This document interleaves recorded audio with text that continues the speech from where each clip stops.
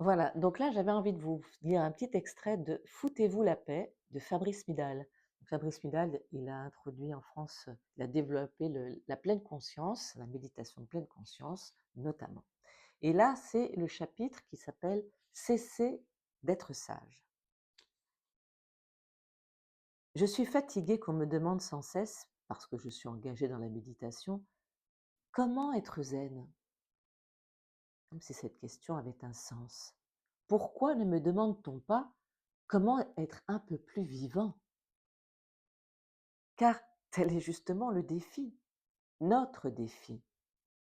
L'enthousiaste est appelé par le monde. Il sait qu'il prendra des coups, qu'il s'énervera, qu'il ripostera, qu'il aura des colères justes et parfois injustes, mais qu'importe. Il est prêt à retrousser ses manches pour avancer. Il y a plus de vérité dans ces émotions que chez tous les maîtres qui arborent une mine impassible, considérant sans doute qu'elles participent de leur caricaturale dignité. Je suis horrifiée par la sagesse telle qu'elle nous est présentée, y compris dans les médias grand public, un moyen, validé par la science, pour nous aider à nous réfugier dans une petite zone de confort. Et la sagesse n'est en cela qu'une forme de consumérisme. Au lieu d'acheter tel ou tel article au supermarché, je vais me procurer de la sagesse, comme si elle était à l'extérieur de nous.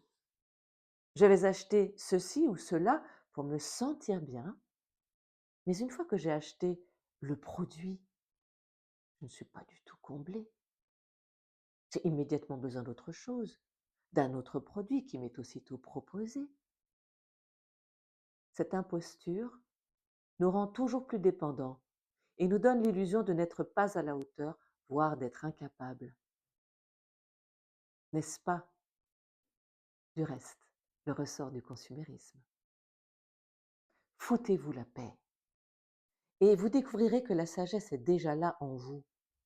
S'il vous plaît, arrêtez de vous torturer avec cette quête impossible. La sagesse n'est pas un Graal inatteignable. Elle est en chacun de nous.